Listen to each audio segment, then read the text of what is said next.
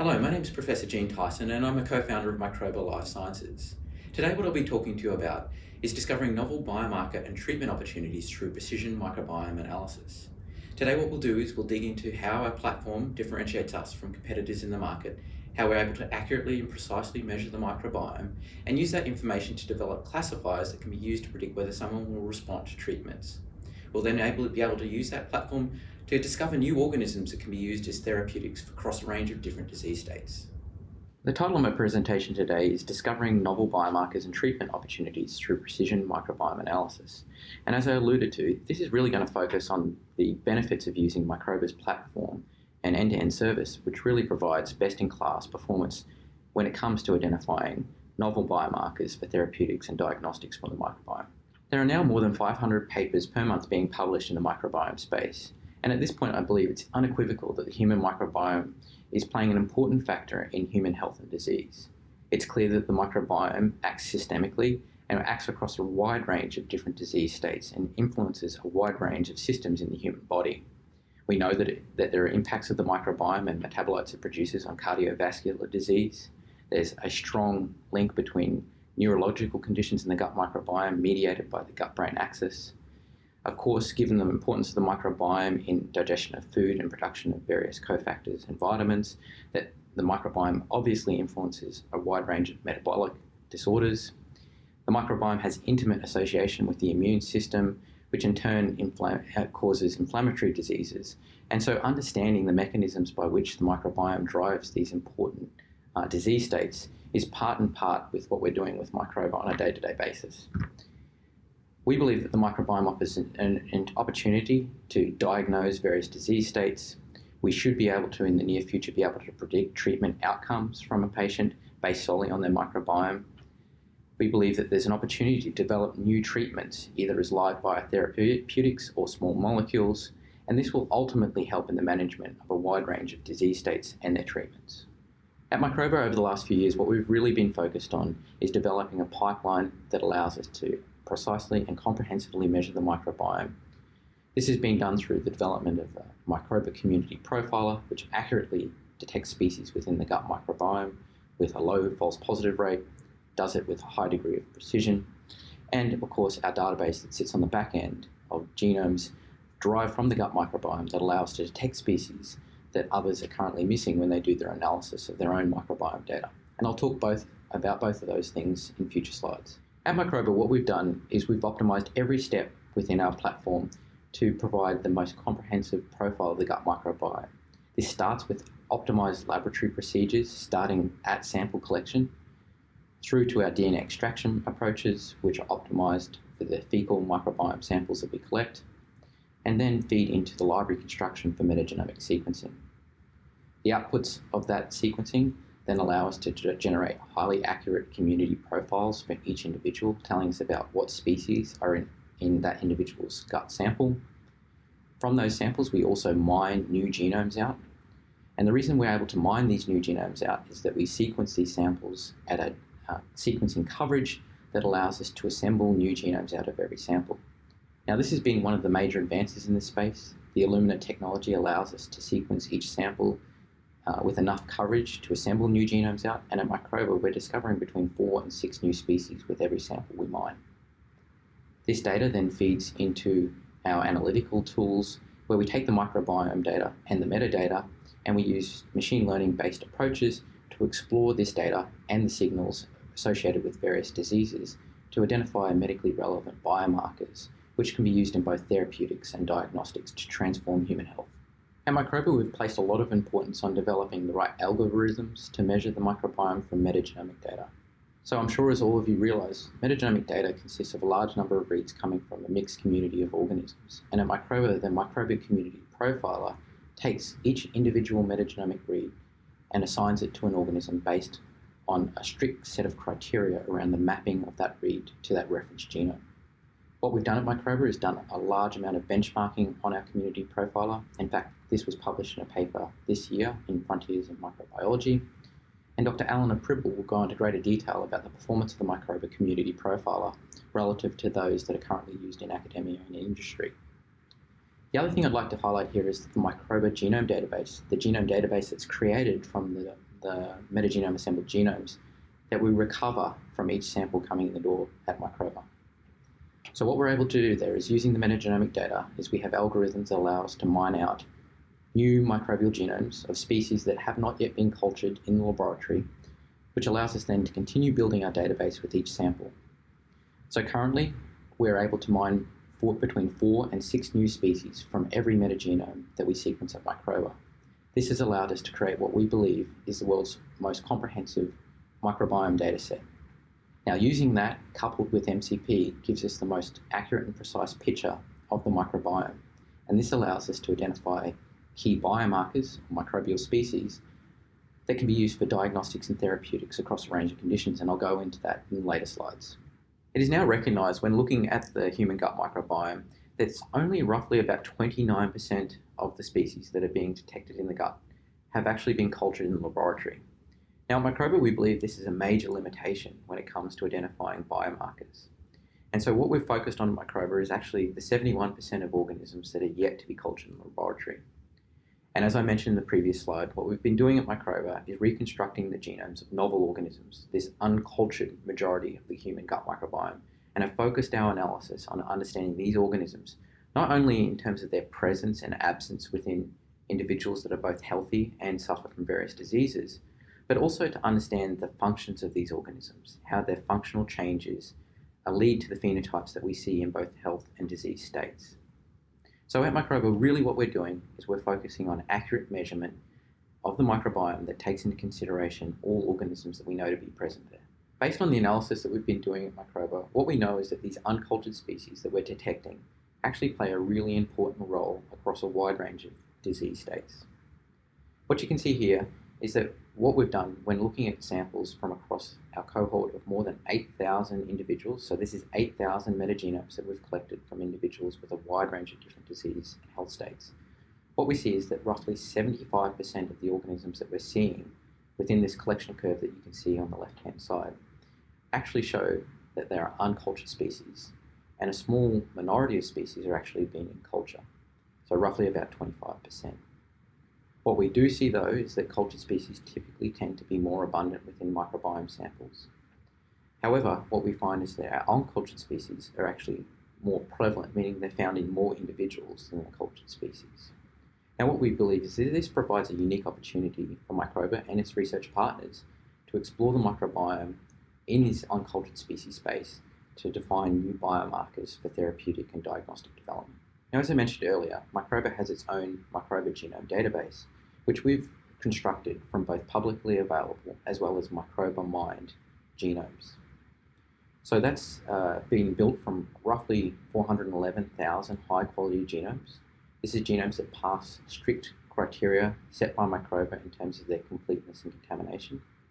We de-replicate these genomes down to roughly 73,600 de-replicated high-quality genomes. From there, what we're able to do is we're able to look at the number of MAGs, so metagenome assembled genomes, or single amplified genomes. And what we see is that the majority of the genomes within our database actually come from these MAGs and SAGs. There's only about 24,000 isolate genomes within this database, again, highlighting the importance of being able to measure these MAGs when it comes to measuring the microbiome. We then, again, de-replicate or start to restrict this further down to the species level. And what we see is there's roughly 28,000 different species that we're able to measure at Microba. And this contains roughly 13,000 different MAGs, many of which are exclusive to Microba. So this is a database that has been specifically built for the gut microbiome. It allows us to detect novel strains and species, including many that are only found in the Microba database. And we get to measure more genomes because typical analysis is only done against 20,000 NCBI genomes, which aren't as well curated as the Microba dataset. So again, what we've done is build a platform that allows us to find biomarkers out of this metagenomic data that others would miss when they did the same analysis. Now, using the combination of Microba's community profiler with Microba's genome database, what we're able to show is that when we analyze a typical metagenome, what we're able to do is assign a larger portion of those metagenome reads to the genomes that we have in our database. And so what you can see in the top panel here is that the Microba Community Profiler, or MCP, outperforms 3 standardly used tools for doing microbiome profiling. In fact, the Microba Community Profiler vastly outperforms those other tools. On average, the Microba Community Profiler assigns roughly 85% of reads to known microbial genomes, which again allows us to see those signals that would be missed if you used other tools. The other thing we've done is we've made the tool highly precise.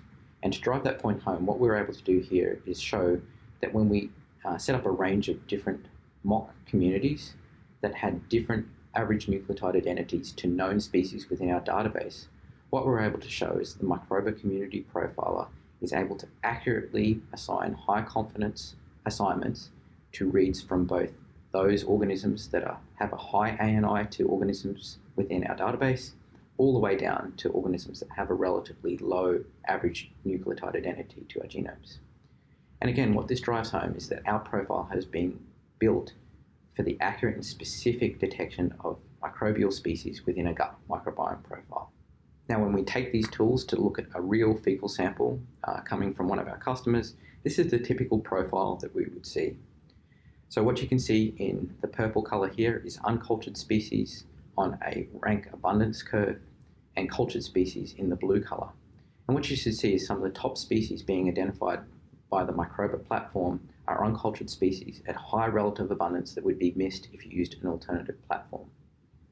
On your average sample, what we see and report on using Microba's community profile is around about 180 odd species. And if you use one of those existing tools, you would typically only see about 81 species, or between 80 and 90 species.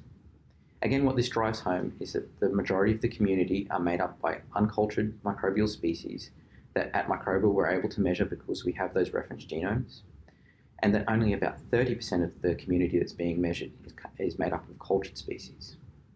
And so being able to measure these uncultured species with a high degree of accuracy and sensitivity is critically important when it comes to developing novel biomarkers for therapeutics and diagnostics. To drive that point home, what you can see presented here is actually one uncultured species that we've identified within the Microba dataset that has been associated with a healthy gut microbiome. This uncultured species is unique to Microba, hence why it's got a MIC identifier, MIC identifier. And what we're able to do is we're able to detect this species in both healthy individuals and at a much lower abundance and less frequently in the diseased population or case population. So what this shows is that through the Microba Community Profiler and database, what we've been able to do is identify a novel species that has been implicated in good microbiome health. What we're also able to do by looking at the genome of this organism is understand what this organism is able to do in the context of the human microbiome. We know through annotation of its genome that it's able to produce various short-chain fatty acids. It encodes a number of biosynthetic gene clusters that could be producing small molecules that assist in various processes controlling the immune system or other important processes. It also degrades inulin, and we're also able to look at important factors when it comes to deciding whether an organism is a good candidate for moving through to a live biotherapeutic.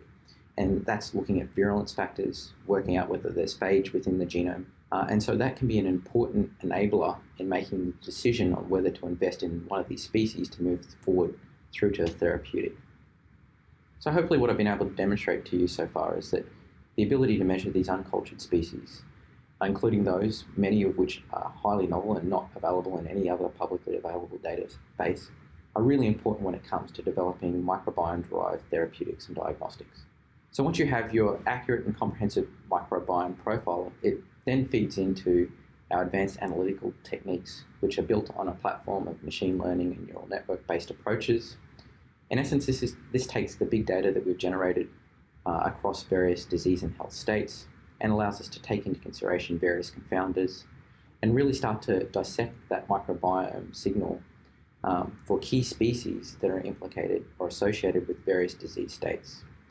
So what I'll talk to you about later on today is how we're using this to develop diagnostics in IBD and in cancer treatment response, and also live biotherapeutics for therapies in the treatment of IBD. So using Microba's platform, what we've started to do is to use our analytical approaches to go into biomarker discovery to improve clinical outcomes, both in being able to develop novel disease diagnostics through these biomarkers, and then also start to look at treatment response biomarkers for individuals who are non-responders to various treatments in both the case of IBD and checkpoint inhibitor response. So at Microba, what we're doing in the biomarker discovery space is using our analytical approaches to develop new diagnostic markers for various disease states, and we're also looking at individuals' gut microbiomes in order to work out whether they'll be responders or non-responders to various treatments that are currently on market. And what we hope to do through this platform is be able to identify individuals that do respond, and from that be able to modify or intervene in the treatment of non-responders to turn them from a non-responder into a responder through the delivery of live biotherapeutics to those individuals. In terms of biomarker discovery at Microba, what we started doing is looking at IBD and being able to develop a machine learning-based classifier to predict whether or not someone has an IBD based solely on their microbiome. In this particular analysis, what we did here is we compared Microba's in-house platform of Microba Community Profiler coupled to Microba Genome Database versus Metaflan, with a consistent genome database sitting on the back end. And what you can see here is that what we took here was a publicly available data set of 128 IBD cases and 30 controls. We ran this through our pipelines and then developed a machine learning classifier. And what you can see here is that the Microba-based classifier well and truly outperforms that of the Metaflan-based classifier. At Microba, we achieved an AUC of 0.86, so an accuracy of around about 85% in identifying whether or not someone has IBD based on their microbiome. And you can see a Metaflan-based classifier built on the profile coming out of Metaflan well and truly underperformed that of the Microba classifier.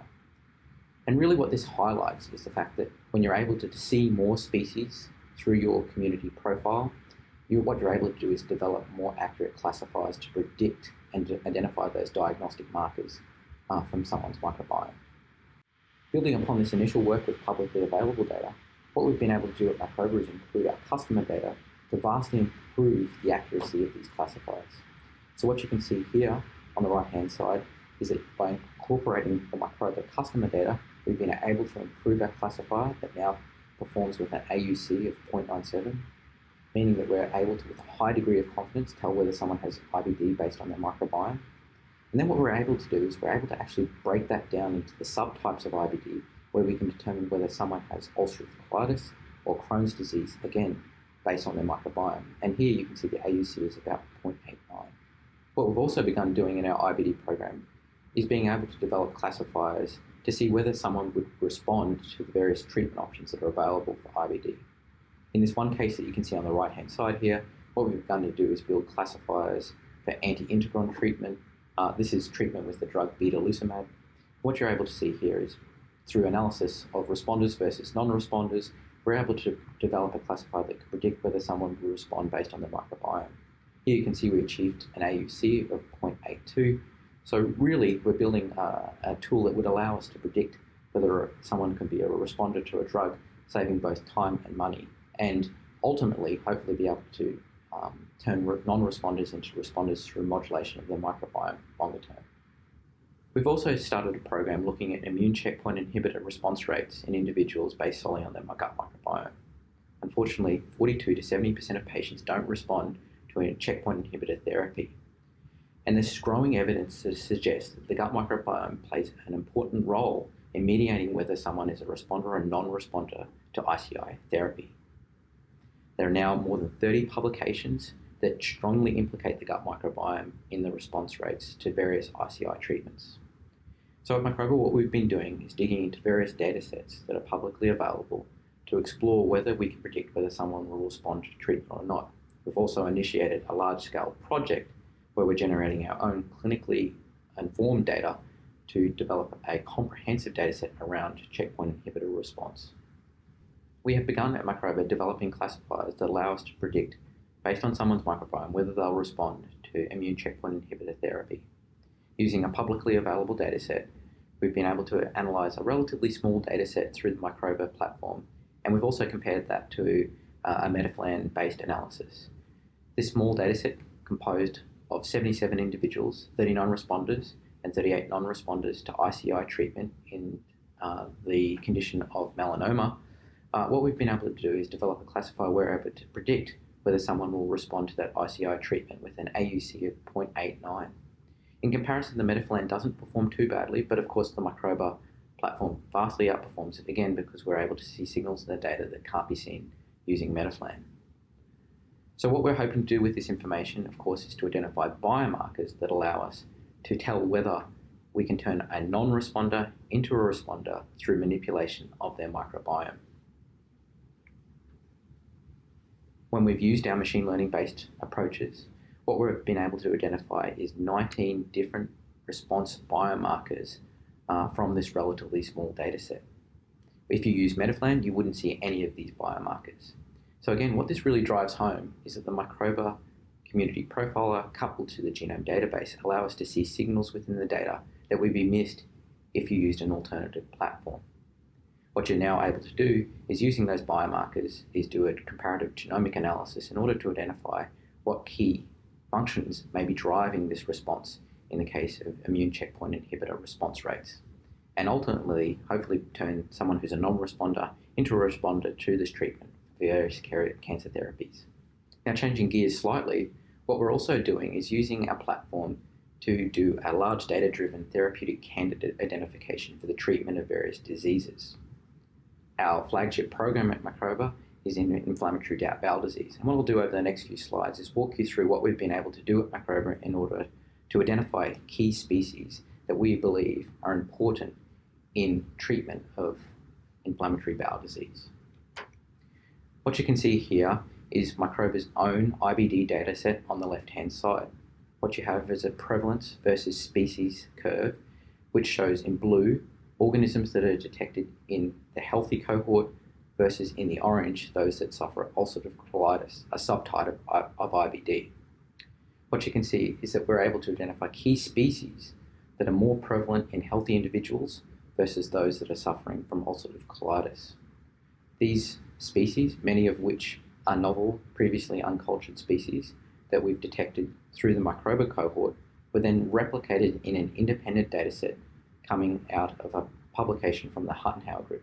We took their data, we reanalyzed it using the Microba platform, and what we're able to show is that many of the same species were able to be detected with a similar degree of prevalence across those species. Now, what I would like to highlight here is that when we had a look at what was published in the paper accompanying this dataset, is that they were unable to see many of the key species that we saw in Microba. So in the right panel, what you can see is the species that were reported in the publication of this particular dataset. You can see they were only able to see 2 of the 10 species that we at Microba saw as being important in the treatment of IBD. And so again, this really drives home the importance of being able to accurately and precisely measure all organisms that are in someone's gut microbiome, especially when it comes to large cohort disease states, in order to identify the right organisms for treatment response. What we've been able to do at Microba is take these key species that we've identified. We've now taken an approach that allows us to isolate these organisms using what we call a genome-directed isolation strategy. So many of these previously uncultured species we've now been able to bring into culture through a set of tools that are unique to Microba that exploit the information of the genome to tell us how to grow these organisms. And we believe that this gives us a big advance when it comes to developing these therapies. What I can show you here is some key data coming from 2 of Microba's candidates for IBD treatment. These 2 candidates are MH32 and MH23. What we're able to do is we're able to take these organisms and introduce them into a model of ulcerative colitis. This is the DSS model. And what we're able to do is we're able to do an interventional trial where we supplemented these animals with our 2 live biotherapeutics. And what we're able to do is show that they were able to initiate a response in that organism that was equivalent to conventional treatment for IBD. So what you can see in the bottom panel here is the histological scores across a range of different measures that show that using our live biotherapeutics in the context of this DSS model, we were able to get responses in terms of histological scores that were outperforming that of conventional treatment, and here we're comparing against prednisolone. We also showed that there was increased epithelial healing, there was formation of crypts through the histology, and there was a decrease in inflammatory markers such as lipocalin. Now, what we've gone on to show is that these organisms are promoting mucosal healing and epithelial restitution. And we're currently taking these organisms through to a phase 1b trial early next year.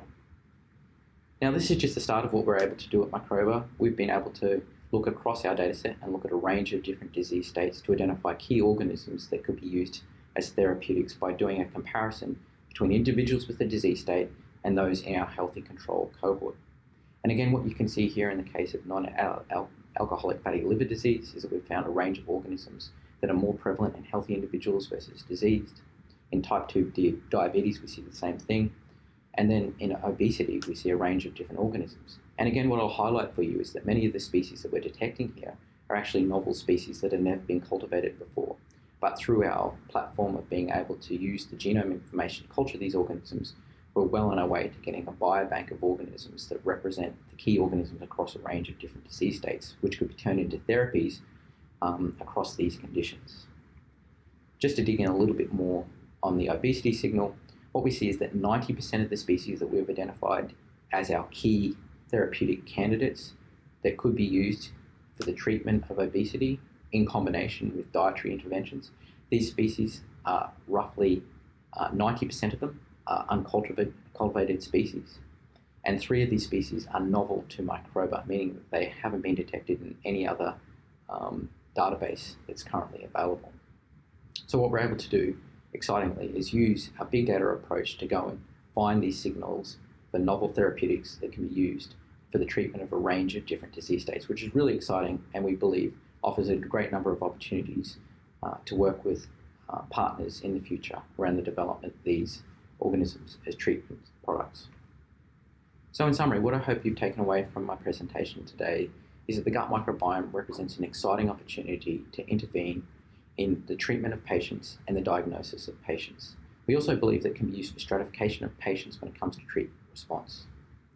Hopefully I've been able to convince you that the Microba community profiler and accompanying genome database is best in class and provides the capacity to do highly accurate and sensitive measure of the gut microbiome, the species that are present, and their functional capabilities. What we've also been able to do is that we can accurately measure the microbiome and do it in a way that comprehensively measures all organisms that are there, both cultured and uncultured. And really these organisms, these uncultured organisms that we can see at Microba, are key to the success of biomarker and therapy development.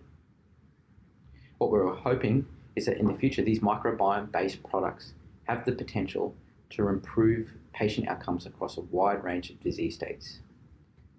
I guess with that, I'd like to thank you for listening to my presentation today and hope to have an opportunity to work with some of you in the future. If you have any questions about Microba, please don't hesitate to reach out to our US Director of Business Development, John Philippe Lane, or Microba's CEO, Dr. Luke Holford. Thank you.